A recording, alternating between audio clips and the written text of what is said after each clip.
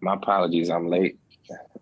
Oh, that's fine. Thank you so much for joining us. We got a room full here at Velma Jackson High School, and we're recording this for our STEM students in Madison County Schools. Our friends Jatoria Kirksey over at Old Town Middle School, and Angela Reed at Old Town Middle School, and Vicky Parch at Germantown High School, and Greg Morgan at Madison Middle, and last but not least, Tammy Sharp over at Shirley Simmons Middle School. We thank you so much for joining us today from Houston, Texas, representing the Southern University Jaguars. That's not too friendly here in Alcorn and Jackson State territory, but always look Right. to you alums doing some big things. So before we talk about what it is you do as a chemical engineer, well, can we talk a little bit about your background growing up in Louisiana and how you did the double HBCU route to get your degree? So we talk a little bit about your education background first. Yeah, so I'm originally from Alexandria, Louisiana, which is in the middle of the state. If you take a picture of the state of Louisiana and you kind of guess where the center is, that's exactly where I'm from. So I'm an actual third generation Jaguar. My grandmother graduated from Southern University in 1968, I think that was. And then my mom and my father actually met at Southern University, and that's how I came about. So, growing up in Louisiana, we have the Bayou Classic between Grambling and Southern University, and it's always especially around Thanksgiving time, it's always like a rivalry between family members on who's going to win the big football game. And so I kind of grew up around that, and especially with my mother and father going to Southern University, they always took me to different functions, football games, in the Superdome, and I was just so amazed by that as a younger child. When I was younger, I used to see it on TV. Then I actually um, got old enough to actually go to the games with my mom and see 70,000 people screaming fans watching this big football game, and that just amazed me. And so I got to high school, and it was about time to make a decision on where I wanted to go to school. And I mean, it was a no-brainer on what school I wanted to pick, and so I chose Southern University. And education, I was always interested in the math and sciences. I was always good in those. So um, I was a big fan of Dexter's Laboratory, the cartoon coming up as a child. So I kind of wanted to be like Dexter myself. So that's when I chose to major in chemistry, um, and that was just a big point in my life because that kind of set the background of what I want to do in a career. And I eventually wanted to be an engineer, and a lot of people don't know the difference between chemistry and chemical engineering. It's kind of the same, but it's two separate. So in the class you might do laboratory experiments or chemistry experiments. And that's kind of the basis of what chemists do. They do small scale things, stuff you can do with your hands. And what engineers we do is we take those studies and research and we scale them up in the scale of millions and sometimes billions. So right now, in the plant I currently work in, we produced about 350,000 barrels of oil, of gasoline, which we send to different customers, which we use to put in our cars. 300,000 barrels is about equivalent to about, I think, 350 million gallons of gasoline per day. So Unbelievable. we produce a lot of stuff at the facility I am. But so yeah, I chose chemistry. Ended up going through that through undergraduate, and it came time to decide where I want to go to grad school because eventually I wanted to be a chemical engineer. So I decided to go to Prairie View A&M University and get my master's in chemical engineering, which is out here in the Houston area. And if any of you are familiar with the oil and gas industry, Houston, Texas is the oil and gas capital of the world. So any major oil company you've probably heard of probably has a office here or is headquartered here. So I thought, well, if I want to be part of the oil and gas industry, how about I just go to school there, and that'll help my chances of landing a good job in the field that I'm in. Uh, Absolutely. The proximity is everything in the oil and gas industry. I know, and I'm familiar with SU because I went to LSU, and Houston is a big LSU alumni town. They have the petroleum engineering as well, so that's why they have that close knit. Now, Right. in class, we've been talking about the machines and the technology and the production process, the engineering process. So what all technology and machines do you work with as you're producing this gasoline? It's a lot. What all machines have you guys talked about so far? We're just looking at the simple, just a simple machine, just the small things, the small technological advances that make production easier, the small things that make lifting easier, that make flowing easier, that make turning easier, just the wheel, the pulley, the lever, the wheel and axle, just the simplest things can make a production process that much more streamlined. Okay. So let me just give you a high level overview of what the oil process is. So we take oil specifically at my facility at Shell. We take oil through pipelines from out the ground in West Texas. We take oil, crude oil. So crude oil is the stuff that's in the ground that's been there for millions of years. Yeah. So we take that stuff from West Texas, we take it from Canada, it comes all the way down to Houston in pipelines. Then we have people who are in the Gulf of Mexico who drill this crude oil from out the ground. It comes into our facility on huge ships and we put them in tanks. And so from there, we have to actually refine this crude oil into different sellable components. And so how we separate those components, or it's called distillation process. And a lot of you may be in the class may be familiar with what a distillation process is. You just may not know it. So distillation is basically separating a component into a more basic form. And one simple form of distillation would be if you're cooking in the kitchen and you're boiling a mixture of water and whatever else. So that vapor coming up is separating from whatever you have in that pot. So eventually you'll have two pure components. You have vapor and you have whatever else is in the pot. And that's just a basic distillation example. But so how we get this crude oil into the different tanks and into the different distillation columns, we use pumps. Pumps have impellers on them, which are kind of like long fan blades. And so it produces a pressure gradient, which pushes the crude oil and gases at a certain pressure and it makes it flow through the pipe.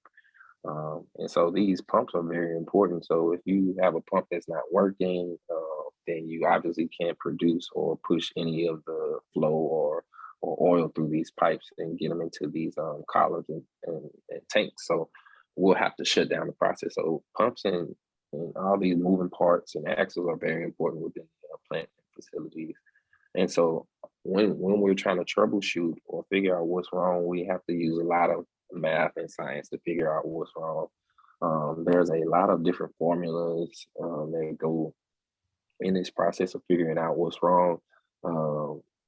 You have to know different densities of different fluids. You have to know the pressure. You have to know the temperatures, the flows, and you have to input all these into different calculations in order to figure out what's wrong. Yeah, that's what I was about to say. From what it sounds like, you have to know not only the oil, you have to know the machine, and you have to know the software. So it seems like it's kind of like and that's just the tip of the iceberg. But just off the top of what you just said, it looks like it's a 3-skilled process because you have the machine knowledge, you have the chemistry knowledge, but you also have to have the software knowledge for the calculations. Yep, that's correct. Okay. Now, and also what it seems like, there's a lot of money at stake here because y'all are pumping out a lot of crude oil. So, how important is it to have this process as streamlined and as efficient as possible? Oh, it's very important.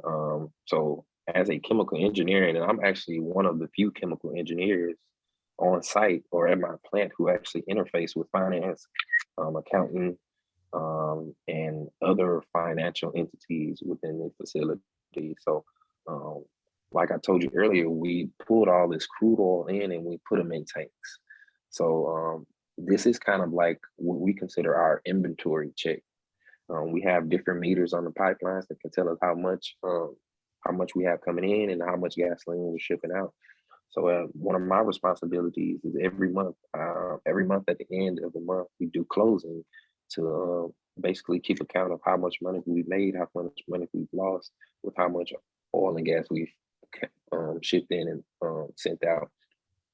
And so that's why it's kind of very important that as an engineer, you are very diverse. You know the math, you know the science. You also need to know some finance or accounting type skills. Um, and so when we do these meetings in closing, and we can see that we possibly have a shortage or some amount of oil is coming up missing as far as the data goes. That could be anywhere from 10, 20, $30 million worth of stuff or worth of gasoline that we're missing. So it's kind of up to us to figure out what's wrong, where the all went missing at, or we have to do different calculations to see if our calculations were wrong, and maybe we do actually have that correct amount of oil in there. So it kind of goes hand in hand, business and engineering together. So it is very important to keep track of what you have, so that you're not missing any money or losing out on any money. That's a lot of stress. Now, obviously, you work for a great company, but if somebody was interested in getting into chemical engineering, what are some other type of jobs and companies that will be hiring someone with a chemical engineering degree? Besides my company, pretty much any company, any major company. So you could work for Procter and Gamble. Procter and Gamble is a consumer goods company which makes toilet paper, shampoos, Head and Shoulders, Swiffer Jet. If you got a Swiffer Jet at home, the fluid in there, a chemical engineer had to process that fluid inside of the container that it's in. So basically, chemical engineers, they're able to develop processes, they're able to troubleshoot processes.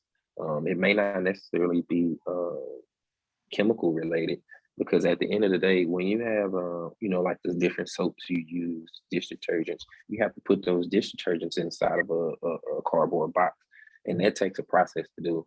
And you want to try to get as many cardboard boxes filled with those dish detergent bottles as fast as you can, because like they say, time is money.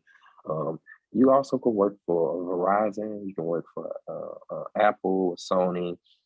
I don't know if anybody has had a hard time getting a PlayStation 5 right now, but they are on a chip shortage, and chemical engineers have a big role in producing these chips that go into the PlayStations, because they're made out of a certain material, and you have to produce and mold that particular material into this semiconductor using material. So we're actually able to get in any company. I know a plant down the street. They produce like the plastics that go inside your vehicles. Like it may be on your panel or maybe on your steering wheel. But if you think about it, anything you're touching or feeling or using is made out of some type of chemical that had to be produced or refined in some way, somehow, some way. So pretty much any company, and even if for maybe the females who are interested in makeup, I know I have a couple of friends who work with I think the makeup company is called L'Oreal or something like that, but they produce makeup and different types of perfume. So it's pretty open to any industry that produces a product. So. Wow, I had no idea that is unbelievable. But before I get to some of the students, Yeah. we would be remiss if we did not talk about your HBCU experience, because I have a lot of guests from all over the country, and some do 1 degree from HBCU, some do two PWI.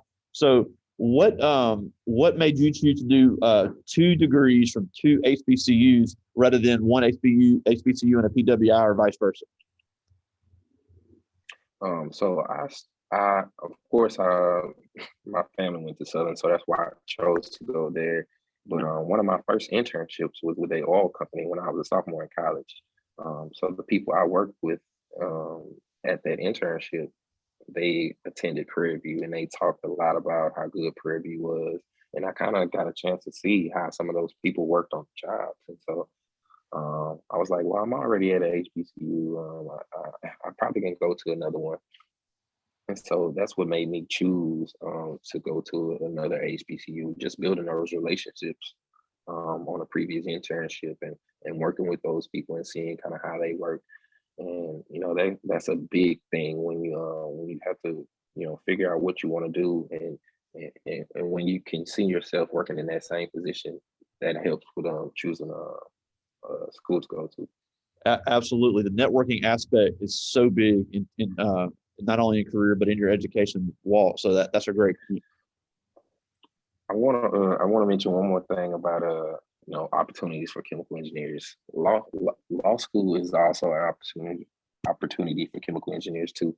You could be a patent lawyer, which is basically if you have different scientists coming up with different ideas Wow. or inventions, you have to have a patent lawyer to prove your patent application to the U.S. government. Wow. And so, in order to be a patent lawyer, you need a science degree, which will be chemistry, biology, or engineering. So that's another opportunity where you're able to go. So yeah, that's unbelievable. Yeah, and again, I do have some questions for the students, but we would be remiss if we did not briefly mention your experience with Omega Psi Phi fraternity.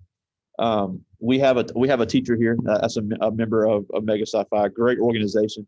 But I think it's important for our kids to understand that if they're interested in the Greek experience at college, it's not just stomping and wearing the colors and wearing the jackets and all that stuff, even though all that it looks cool. But what all else is Omega Psi Phi involved in the community that can be beneficial not only to the members but to the community? So we're involved in several different things.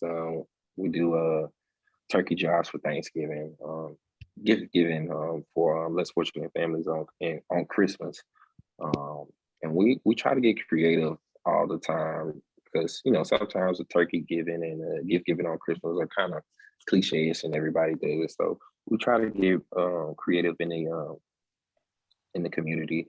So right now we're coming up with you know reaching out and trying to help some of the local t-ball and baseball teams, and giving out equipment to those teams out there because they're a little less fortunate.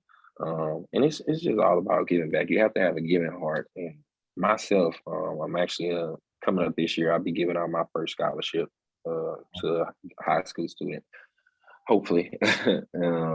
So it's all about having a giving heart. I mean, like you said earlier, it's fun and cool, wear the jackets and shirts and do the stepping in college, and that's all good for people to see. But you also have to have another side of giving heart. You actually have to do work to make people look good.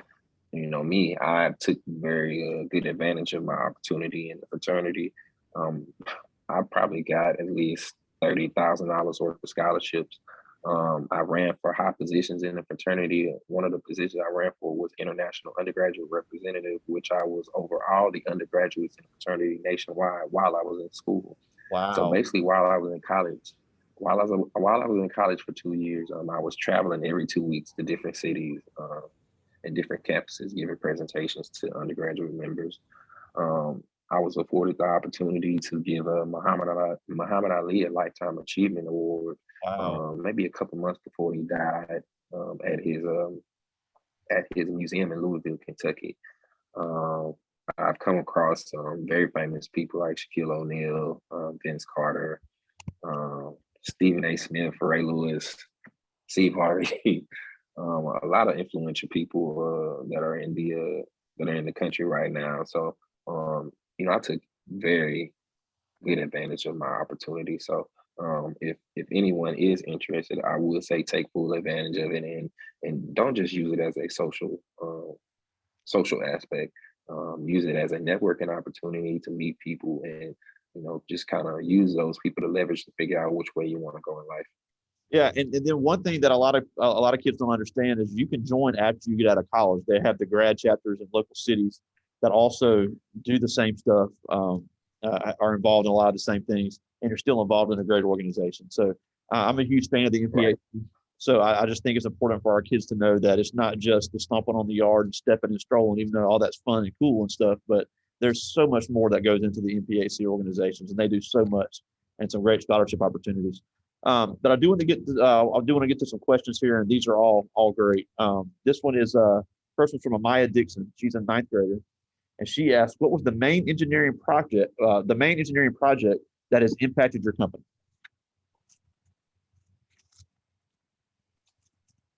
Ooh, main engineering project.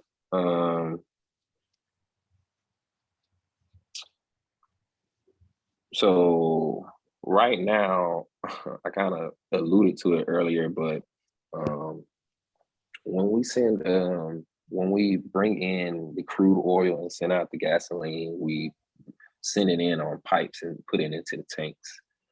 So initially, we didn't have any way to compensate for what's coming into those tanks. So we were just kind of pushing it into those tanks and kind of measuring it based on the height level inside of the tanks. And in today's industry, that's kind of a not a good way to measure, you know, how much you have in these certain tanks. So one of the biggest projects was actually putting flow meters on those inlets of those tanks so we can actually measure what's coming into the facility and into those tanks. So once we put those flow measures in there, I'm able to accurately present how much how much of each type of crude oil we have, or how much of different type of gasoline we have. I'm able to accurately present that to the accountant and the finance people.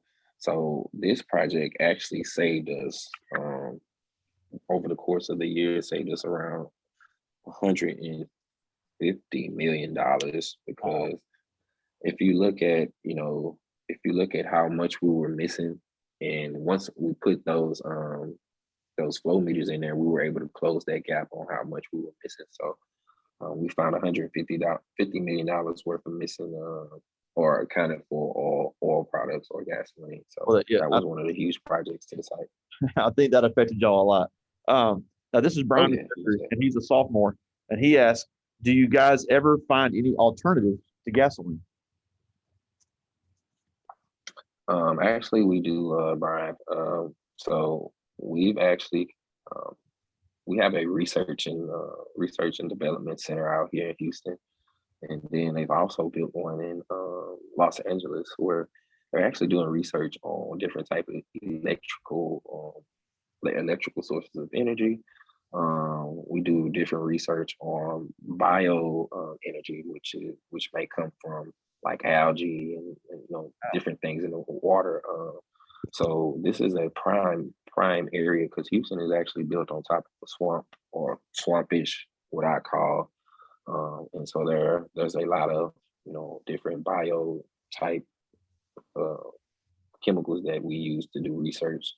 So far, the greenhouse type renewable energies are kind of in the research stage. Of course, we have electric vehicles already, but we're looking for a way. We're looking for a way to increase the output of these electric sources and get it out to the masses quicker. So actually, my company is kind of going more towards those electrical type of sources and bio type of sources, and trying to get away from the actual crude oil, which is more harmful to the environment. Wow. So yes, Brian, we do have different alternative sources. That's incredible. This is Zarius Cooper, and he's a ninth grader, and he asked, "How many years did it take you to get to your current position, and what were the largest challenges?" Including college, 4 years of undergrad, 2 years of grad school. So right now, I can't do math in my head. About 8 years. Wow. So when you look at it, it's not actually too long. I could have just went to undergraduate and got a chemical engineering degree, but Southern University didn't offer chemical engineering. So that's why I had to go to grad school. So it really could have took me a shorter amount of time. So if anybody I know this is one of the big things where I had to, figure out what I wanted to do with my career. I could have, easily went to college 4 years and then came out making a great amount of money. Most engineers starting off right after college probably make at least in the six-figure range, or at least 90 plus if you're in the oil and gas industry. And that's one of the big things of why I wanted to come in the oil and gas industry.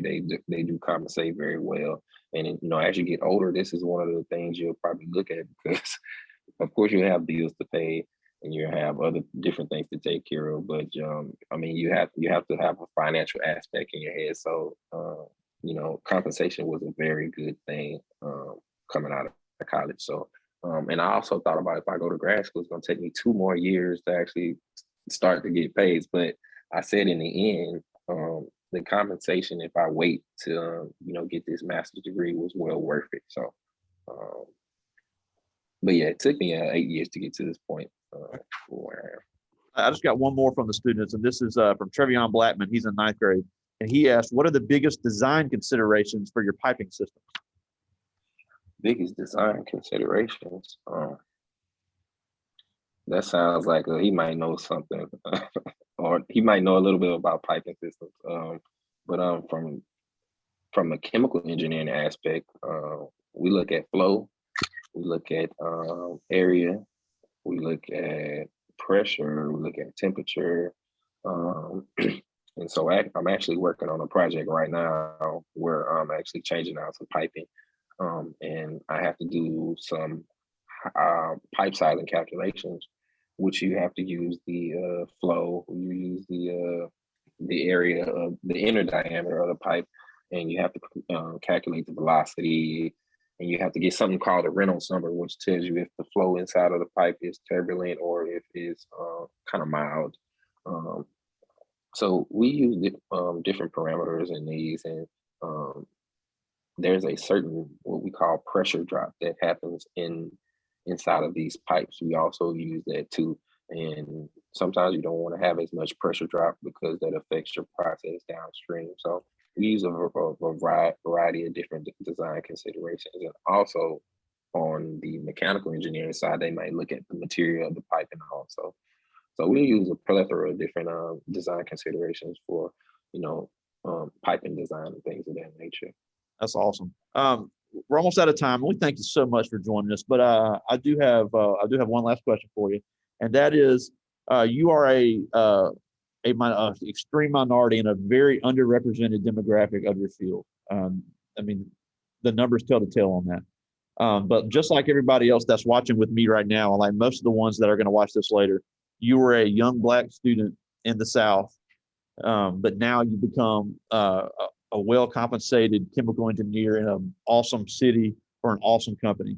So everybody that's watching with me now, all these young Black kids watching, and a lot of the ones that'll watch later. We'll have some Spanish speakers and some Asians watch this later as well, and a lot of females. So it's not a matter of if the obstacles they face are going to happen. It's a matter of so what can they do being in the same shoes that you were in, even if they don't want to go into engineering? What can they do in the same shoes you were in to become as successful as you've become and follow the lead of someone like you? So number one, you have to be better than the next person. And when I say better than the next person, you have to know A, B, and C. You have to know the ins and outs of whatever process you're trying to learn. Whether you want to be a nurse, you have to know everything about nursing, or most of everything about nursing. How much blood to take, or how much medicine to measure within the vials. If you want to be a lawyer, you have to be the best lawyer and know all the different scenarios and the cases that you're working on. If you have the knowledge, then nobody can really take that from you. And so when it comes to interview time and you're able to showcase that knowledge, it'll be a hard sell when you're better than the next person. Absolutely. Then also, we need to know how to communicate. A lot of us really don't, know how to speak well and talk to people in person, or maybe shy to talk in front of people. we have to know how to communicate our findings. We have to know, as an engineer, one of the biggest things you have to do is write and speak to people. Because, for example, I'm talking to you guys today, and I have to figure out a way to explain things to you guys from people who may not know as much about engineering. And so that happens all the time. Like I told you guys earlier, we talk to finance people, accounting people who might not necessarily know the sciences behind everything. And then thirdly, we need to network. So I started networking earlier with different companies when I was a freshman, going to career fairs and going to every company and meeting everybody and make sure they knew my name, and that I had a good GPA and was interested in internship opportunities. From there, I was able to kind of have an internship every year I was in college and go from there. And so once it came time to find a job, my resume spoke for itself. I had 4 different internship opportunities, Wow. and I had a plethora of experience. So it was kind of hard for an employer to turn me down for a different position. So Unbelievable. um, I guess I guess when you say everything, is always have your ducks in order, um, and don't half step. So that's how we kind of beat some of those challenges right now. Absolutely. And again, Alaric, thank you so much for joining us. It's just an unbelievable story. You guys are doing some awesome stuff, so inspirational. And I tell you, I learned a lot today that I did not know. And that's just crazy, all the stuff that you're involved in. So really cool, great organizations. Thank you so much for joining us all the way from Houston, Texas today. Thank you guys. All right. See you. Have a good one, man. You too.